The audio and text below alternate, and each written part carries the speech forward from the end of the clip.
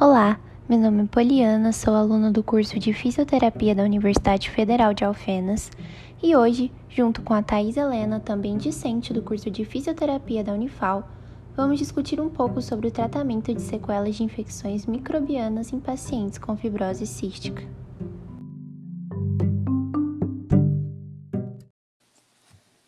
Oi, Thaís, tudo bem? Tudo bem, Poli, e você? Tudo bem também. Thaís, é um prazer discutir um assunto tão importante com você hoje.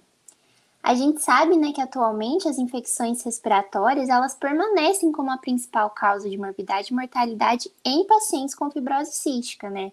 E a fisioterapia, ela tem um papel muito importante nesse sentido, já que os pacientes, por possuírem aí o sistema respiratório comprometido, eles precisam diariamente de tratamento fisioterapêutico, né? Sim, Poli, isso mesmo. A fibrose cística, ela é uma doença genética hereditária de ordem crônica, por isso que ela precisa de tratamento constante. E falando bem resumidamente, é uma doença que leva o corpo a produzir um muco mais espesso do que o muco normal, e causando o que a gente chama de broncoectasia, que é uma dilatação e destruição dos brônquios, devido a essas infecções frequentes. Realmente, né, isso é muito sério, já que a gente sabe aí que os brônquios, eles são a ligação entre a traqueia e o pulmão e são os responsáveis por conduzir o ar até ele, né? Mas assim, Thaís, você pode falar um pouquinho pra gente sobre como a doença se manifesta e o que leva o paciente a desenvolver? Claro, posso sim. Então, Poli, como os portadores de fibrose cística têm uma colonização bacteriana precoce, é muito comum que a doença se manifeste de forma diferente em cada um. Desde tosse, falta de ar, até desnutrição proteica e redução da massa muscular. Isso pode levar a quadro de sinusite, bronquite, pneumonia, doença pulmonar obstrutiva crônica, entre várias outras. Sim, realmente, né? Existem indivíduos até que acabam tendo sintomas digestivos também, né? E essa colonização bacteriana aí que você citou é justamente devido à produção excessiva de muco pelos pacientes com fibrose cística, já que, né, excesso de muco é um meio propício para o desenvolvimento de micro-organismos.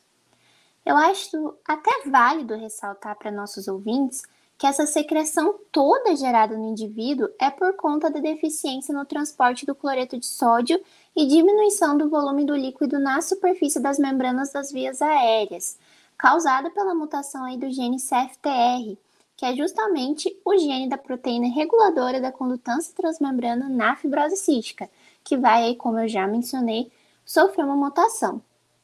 Então, resumindo e deixando um pouco esses termos técnicos de lado para os nossos ouvintes, é realmente uma doença muito séria. Mas então, Thaís, agora que a gente já discutiu um pouco sobre as características principais aí dessa doença, vamos direto ao que interessa, né?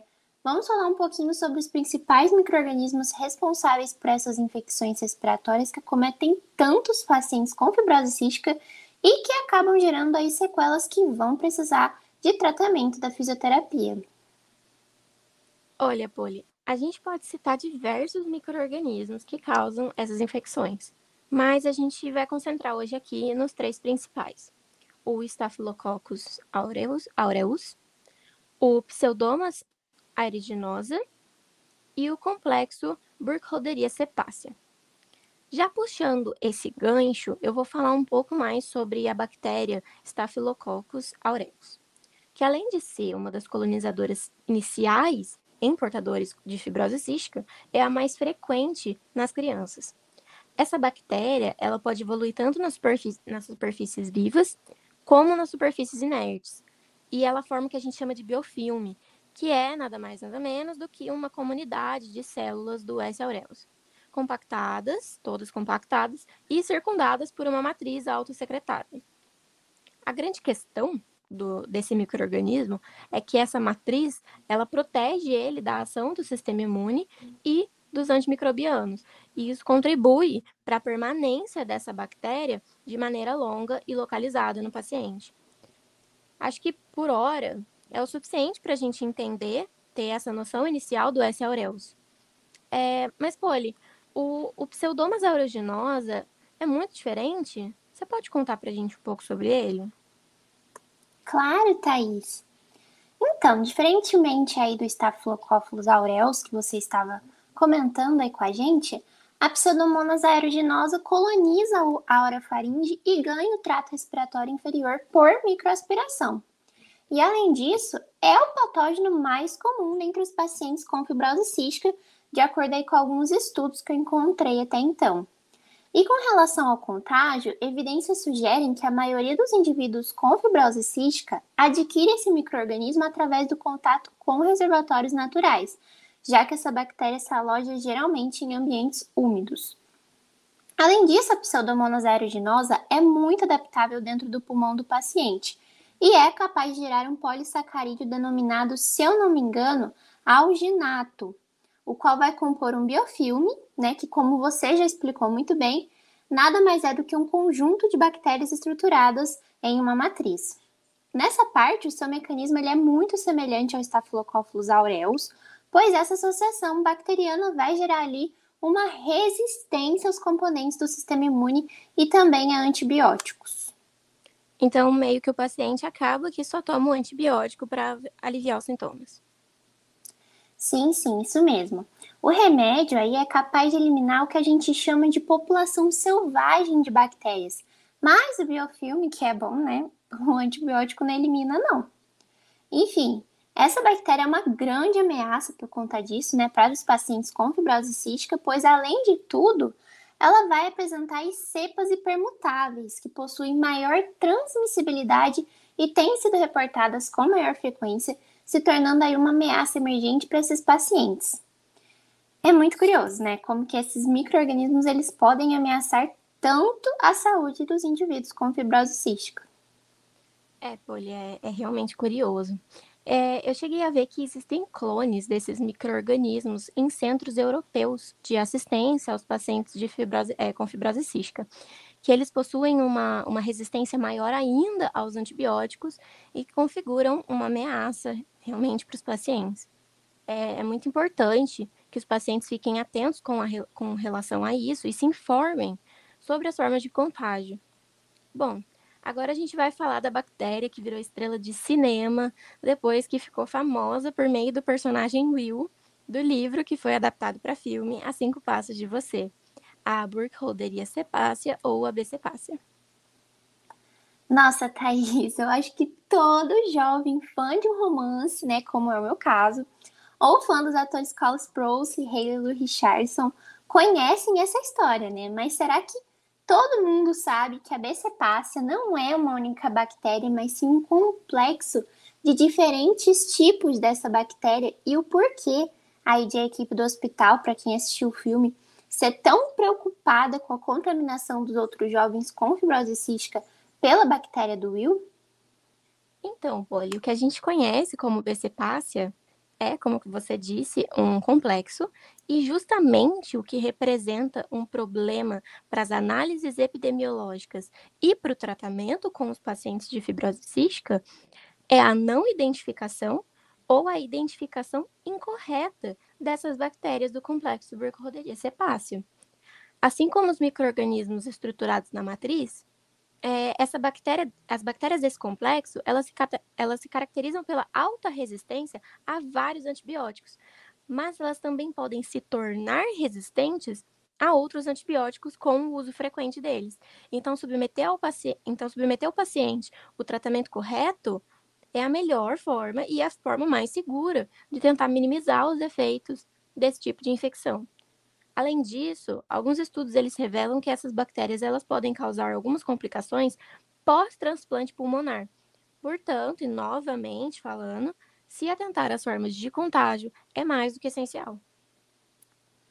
Eu acho importante destacar também, Thaís, que o distanciamento relatado no filme, ele visa diminuir a incidência e a prevalência de cepas epidêmicas, e em particular da espécie B. cenocepacia, que é a mais prevalente com características de maior virulência e transmissibilidade. Só que, por outro lado, esse distanciamento todo, ele não impede a aquisição de outras espécies do complexo pelo paciente não contaminado, né? E por isso, os pacientes portadores de fibrose cística precisam tomar cuidados ainda mais redobrados. Ai, aquele filme ele mexe com o psicológico, né? Como que pode um casal tão apaixonado não poder ficar perto um do outro aí em hipótese nenhuma? Pois é, Folly, não tem como não se emocionar com aquele filme. O bom é que nós, como futuros fisioterapeutas, podemos amenizar esse quadro, né? Sim, exatamente. A fisioterapia ela vai atuar aí na fibrose cística com o objetivo de desobstruir e ventilar todas as áreas dos pulmões, brônquios e bronquíolos, já que as áreas não ventiladas tornam-se hipóxicas, ou seja, esse termo significa locais que apresentam uma insuficiência de oxigênio que permite o crescimento de micro-organismos. Para esse tipo de doença, Poli, também existem avaliações fisioterapêuticas que permitem monitorar a progressão da patologia por meio de testes. Testes como, por exemplo, o teste de função pulmonar, a análise dos gases sanguíneos, a oximetria, que avalia a saturação periférica do oxigênio, a cultura de escarro, que é feita justamente para identificar os micro-organismos que podem estar provocando essa infecção pulmonar ou brônquica, a avaliação da capacidade física, a avaliação quantitativa dos aspectos de falta de ar e dor, a escultura pulmonar, imagem radiográfica, medição de percepção de bem-estar, peso, índice de massa corporal. Nossa, diversas avaliações e todas elas são utilizadas para destinar o melhor tratamento de acordo com o quadro clínico do paciente. Nossa, Thaís, é a avaliação que não acaba mais, né?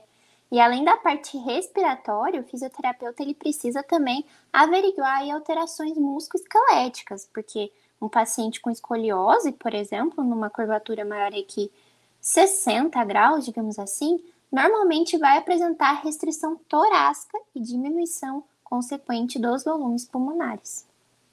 Sim, e além disso, dentro da fisioterapia respiratória, a gente tem algumas técnicas para ajudar na eliminação dessas secreções das vias aéreas, que, como a gente já falou, ficam cheias com aquele muco mais espesso e se agravam ainda mais devido à ação dos micro-organismos dos pulmões.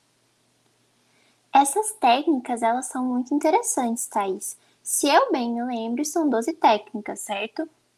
Mas 8 delas, que é a técnica do ciclo ativo da respiração, a técnica da expiração forçada, a drenagem autógena, a pressão expiratória positiva, a vibração torácica de alta frequência, os exercícios, a técnica de desobstrução brônquica e a drenagem autogênica assistida são recentes e consideradas alternativas às técnicas convencionais, porque elas podem aí ser ensinadas por um profissional e continuadas pelos pais ou responsáveis. Além disso, em alguma dessas técnicas, o próprio paciente aí com fibrose cística é incentivado a ter maior independência no seu tratamento, e geralmente isso pode acontecer aí a partir dos 8 anos de idade. Isso mesmo, Poli. Por outro lado, as técnicas convencionais, elas são 4. A drenagem postural, percussão, vibração torácica e a mobilização torácica. A fisioterapia respiratória, ela se baseia muito nessas técnicas, pela necessidade da presença de um profissional ou de um cuidador. Mas, sem dúvida, essas técnicas novas que você citou podem auxiliar demais no tratamento, já que elas podem ser realizadas diariamente e no ambiente domiciliar. Bom, agora não restam dúvidas de que a fisioterapia é extremamente importante na vida do paciente com fibrose cística que adquiriu uma infecção respiratória, né? Com certeza, Poli. A nossa futura profissão é essencial para isso. Bom, com isso a gente vai ficando por aqui, né? Muito obrigada, Thaís, por esse debate tão enriquecedor. Foi muito bom. Eu que agradeço, Poli. Foi ótimo. E até a próxima.